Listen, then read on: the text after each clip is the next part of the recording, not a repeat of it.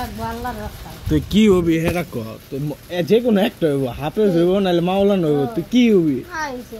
আমি সবটি কি কি হবি? হাফেজ মাওলানা মুফতি বাড়ি শেষ। হাফেজ মাওলানার পরে হাফেজ হয়ে যাবো, তারপরে যে মাওলানা হইব না, মাওলানা পরে মুফতি, মুফতি যে কারি। তারপরে তোমার কি করবা? ওয়াজ করবা? কি এর ওয়াজ করবা?